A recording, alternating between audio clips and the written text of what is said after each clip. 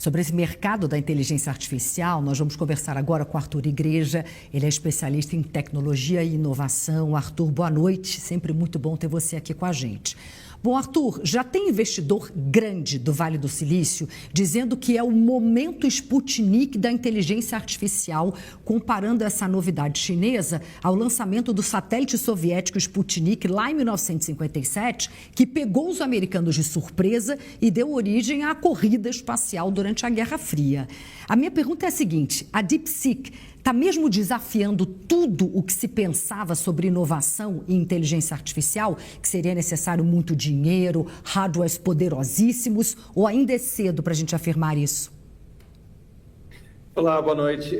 Eu acredito que ela traz uma série de questionamentos muito profundos, porque ela consegue fazer o treinamento com uma fração do investimento, menos de 6 milhões de dólares, ela consegue fazer isso num tempo curtíssimo, menos de 2 meses, ela consegue tomar o mercado de assalto, porque ela faz o lançamento dessa última versão no dia 20 de janeiro, e aí, basicamente, o que nós tivemos nas últimas 48 horas é o seguinte: DeepSeek é a palavra mais buscada no Google, tanto no Brasil quanto nos Estados Unidos, é o aplicativo mais baixado também no Brasil e nos Estados Unidos, além de inúmeras outras partes do mundo. Ela não tem acesso aos chips de última tecnologia da NVIDIA, então parece que com muitas restrições eles conseguiram encontrar uma série de inovações, ou seja, não tendo acesso a esse capital praticamente infinito que as empresas americanas têm, eles conseguiram justamente usar essa restrição como uma grande vantagem competitiva. E tem uma notícia que aconteceu hoje: eles lançaram também o modelo de geração de imagem. Então, é uma coisa impressionante, porque esse aplicativo, então, ele tem a última versão, o último modelo lançado no dia 20, e hoje, dia 28 de janeiro, eles já lançam o gerador de imagens para bater de frente com o DALL-E da OpenAI. Ou seja, nós estamos vendo aí lançamentos que antes aconteciam no horizonte de meses e anos, acontecendo ao longo dos dias.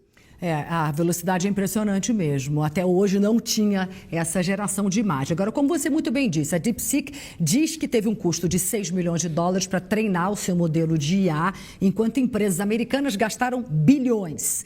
Alguns resultados da DeepSeek, em cálculos matemáticos, por exemplo, são até melhores do que os de outras IAs já estabelecidas no mercado. E tem uma questão também que é interessante: ela explica o raciocínio por trás das perguntas, e isso está agradando a muitos usuários.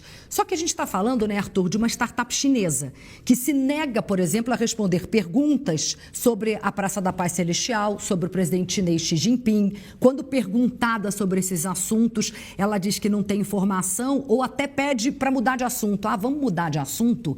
Então, minha pergunta é a seguinte: como a transparência duvidosa, não dá nem mesmo para a gente ter certeza se eles de fato gastaram só esses 6 milhões de dólares. Como é que se analisa esses dois lados da questão? Esse ponto é fundamental. Bom, a primeira parte, em relação aos resultados e o processamento, até a própria plataforma, ela mostra que ela não vai responder certos tópicos. Então, quanto a isso, nenhuma grande novidade. Para qualquer pessoa que já esteve na China sabe que é isso mesmo. Eu lembro que uma das primeiras vezes que eu estive lá, eu tentei fazer buscas, mesmo nos buscadores tradicionais, a respeito desses temas, e simplesmente não tem resposta. Então, quer dizer, nada de novo em relação a isso. Não daria para esperar na era da IA generativa uma mudança brusca em relação ao regime. Então, esse é um tópico importante e, claro, suscita questões a respeito não só da transparência, dos vieses, do direcionamento dos resultados. Lembrando que muita gente questionou isso também em relação ao ChatGPT. Perguntas feitas em relação a pessoas em espectros políticos diferentes apresentavam resultados totalmente dissonantes. Então, o que eu quero dizer é que é uma empresa chinesa, então, com relação a isso, nenhuma novidade. Lembrando que o regime chinês é extremamente permissivo, se é que dá para usar essa palavra, em relação à coleta de dados, ou seja, eles querem avançar a agenda da IA absolutamente a todo custo, justamente para avançar nessa guerra fria, nessa dominância da IA. Agora, tem um outro lado que eu acho que é importante. Existe essa desconfiança em relação... Será que eles usaram mesmo chips de uma geração anterior? Será que foram 6 milhões de dólares? Mas aí eu queria dar um passo atrás, que eu acho que é super importante, que é importante ver dois aspectos. O primeiro deles é o seguinte, o código é um código aberto, então isso é muito diferente em relação às empresas americanas. Traduzindo, tem como testar na prática se foi isso mesmo.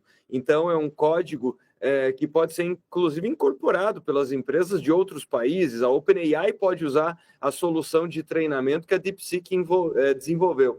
E com relação ao mérito da solução que eles encontraram, eu acho que é muito importante ver as reações de grandes figuras, porque caso não fosse verdadeiro, o que se esperaria, especialmente depois de um colapso de $1 trilhão dos mercados?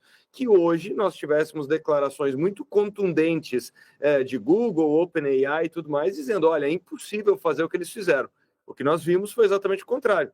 Sam Altman postou hoje no X, no antigo Twitter, dizendo o seguinte, é impressionante o que eles fizeram. E o mesmo aconteceu com grandes nomes do Vale do Silício, reconhecendo o mérito da DeepSeek. Então, acho que se não foram 6 milhões de dólares, se a cifra foi outra, fato é que o mérito foi reconhecido até mesmo por seus concorrentes. Isso é fato. A gente viu todo mundo elogiando muito, impressionados, né? Eu vou passar para o Alberto Azental, ele tem uma pergunta para você, Arthur. Todo mundo quer participar desse assunto hoje, viu, Arthur? Vamos lá, Alberto. Arthur, a curiosidade é enorme. Existe market power, quer dizer, poder de mercado. Enquanto precisa de muito capital, quem tem capital consegue ter um monopólio nesse negócio. E era a estratégia do Trump. Aí, de repente, vem essa novidade. Olha, não precisa ter tanto capital e não precisa ter tanto hardware, tanto equipamento. Mas a questão do equipamento, se eles conseguem ter um resultado ótimo, com, teoricamente, um equipamento que não desempenha tanto, por que tem que a ação de uma empresa que trabalha com hardware tem que cair? A lógica não seria que, se essa solução é maravilhosa com equipamento mais simples, o que será dela com equipamento muito mais potente? Alberto, tem 2 pontos importantes aqui. O primeiro deles é a queda da NVIDIA, justamente porque nós temos que entender 2 aspectos a respeito desse market cap, desse valor de mercado da NVIDIA.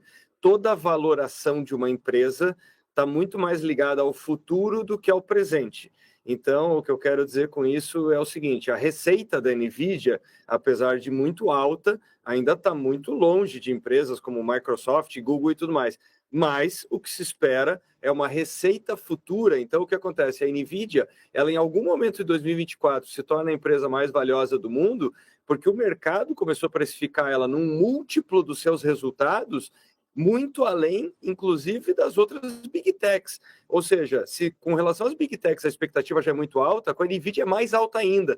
A confiança de que ela vai vender chips que são caríssimos. A partir do momento que aparece uma DeepSeek que mostra o seguinte, olha, talvez esses chips caríssimos não sejam tão necessários. Então, o que acontece é que cai a expectativa em relação aos resultados da NVIDIA. Com relação à DeepSeek, é claro, se ela pudesse ter acesso a esses chips, potencialmente ela poderia ter uma performance ainda mais espetacular, mas aí cai a expectativa da NVIDIA. Só que você mencionou um ponto importante, que é acesso a investimentos, acesso a um ambiente favorável, mas eu queria chamar a atenção para uma das principais coisas, que é capital intelectual e capital humano. Nós não podemos esquecer um ponto fundamental. Entre 2014 e 2023, a China registrou 38 mil patentes relacionados à IA generativa. Nos Estados Unidos foram pouco mais de 6 mil patentes. Ou seja, você pode ter acesso aos melhores chips, você pode ter acesso ao melhor capital do mundo, mas nós não podemos esquecer, a China não entrou nessa corrida na semana passada com o lançamento desse aplicativo. A China vem fazendo investimentos em capital intelectual nas suas universidades há muitos e muitos anos. E, consequência disso, é uma solução muito criativa e diferente que a DeepSeek propõe para o mercado. Arthur, muitíssimo obrigada. Você sabe que eu acho esse assunto fascinante, ficaria aqui a noite inteira conversando com você, mas foi muito, muito esclarecedor, como sempre. É um prazer te receber aqui. Obrigada.